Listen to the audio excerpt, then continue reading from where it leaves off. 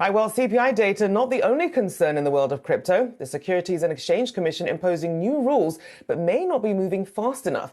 Here's what former SEC Chairman Harvey Pitt had to say about creating guidelines in crypto. It's no use in telling people you have to follow the law if they don't know what the law is. Most people will try and follow the law, but they need to know what it is. Well, joining us now to discuss regulators' next moves is Meltem Demirors, Head of Strategy at CoinShares. This segment brought to you by Intuit TurboTax. Good to have you on the show, Meltem. Obviously, a lot of confusion here. It can be a little bit hard to know exactly when you've sort of stepped outside the bounds of the SEC, as we've seen here, especially after that announcement that we heard about Kraken. We saw that SEC Chair Gary Gensler saying, look, this should put everyone on notice in the marketplace. How are some of these crypto companies heeding this, though? Look, crypto has long been regulated. Anyone who's providing financial products or services and offering them to U.S. customers or operating in the United States is subject to the rules and laws of the United States. And as the video from Mr. Pitt showed, there are a lot of companies in this space who have been trying for years. Kraken has been actively operating for over a decade now to follow all of the different rules, whether it's securities laws, whether it's tax laws, whether it's OFAC and compliance laws when it comes to sources of funds. So the biggest challenge we have here is we have a regulator who is attempting to regulate by enforcement. And at the same time that this regulation by enforcement is happening, there's also been a massive de-risking across the space. Banks are evaluating the risk of being a counterparty to crypto companies. We have auditors saying we want to de-risk our business because, again, there's just all of this additional scrutiny. And after the last year, we saw Celsius, Voyager, FTX, and a number of other platforms have material failures, material breaches of fiduciary responsibility. So I understand the desire to do something, but regulation by enforcement is not really a path forward that is really workable for U.S. companies who are attempting to comply with the rules, but they don't know what the rules are. So it's a little bit of a catch-22, to be candid.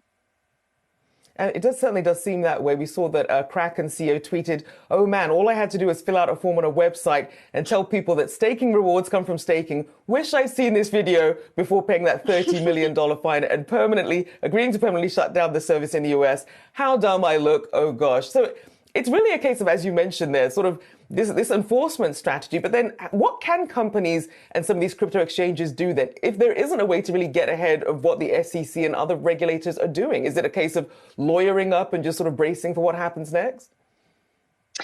Honestly, I think that is the path forward. We have a number of cases that are likely going to go to the Supreme Court pertaining to crypto. One of them, if you'll recall, is the situation this summer with Tornado Cash, which is a open public protocol that people can utilize to obfuscate certain data around transactions. That case is now going, to get much more attention. There are 2 lawsuits underway there. I do think one of the challenges here is crypto doesn't fit neatly into the box of existing financial services. And at the end of the day, it's impossible at this point, I think, to put crypto back in the box or to shut it down. The only thing that can be done is sort of to try to delay or temper its growth and its integration into the broader financial system by shutting down some of these on and off ramps, or at least restricting flow. And so I think there are going to be landmark cases. There are going to be companies that are going to pursue this path of action. But at the end of the day, it's a very costly route. It's very time consuming. And unfortunately, in the current market environment, there aren't so many companies, especially younger early stage companies that may not have as much capital or as much financial resources, much social capital and political capital. So I think it is a challenge, but there needs to be case law. There needs to be precedent. And again, the United States, right, this case law is very important to setting precedents that can be utilized in the future. So I do expect there will be a lot of lawsuits that will happen, and a lot of these things will have to go to a level where these discussions can be had. It's disappointing to me as someone who's been working in this industry in the United States for the last 8 years, because there are a lot of companies who've been operating for the better part of a decade, who have a strong track record, who have appropriate governance, who provide transparency. And unfortunately, it's been very challenging when crypto is a regulatory political hot potato that gets passed around. But it may be that this is what's needed to provide that clarity and to establish the case law that will set a precedent going forward. So then as we speak about things like clarity, but also credibility, when you look at some of the leading voices that the SEC relied on, of course, you have to talk about FTX's Sam Bankman-Fried, then who now are the leading voices that regulators could or should be listening to as they do try and shape the industry for the better? That's a great question. I think one of the interesting challenges here is the transparency component when it comes to looking at on-chain versus off-chain activity. The issue with everything that happened in the crypto credit crisis over the summer is a lot of that was led by off-chain activity where there is no transparency. You can't rely on this public ledger, this public data source for verifying. And so one of the things that we think is really important is obviously having more publicly listed companies. In the US, we have Coinbase and a handful of others in Canada. CoinShares is a publicly listed digital asset investment firm, but we're listed in Europe. But I think the transparency of having audited financials that are published on a quarterly basis, along with guidance and commentary, is really important to helping analysts, investment banks, as well as regulators and investors understand some of the nuances of how companies earn money in this business. There are also companies that do a lot of voluntary reporting.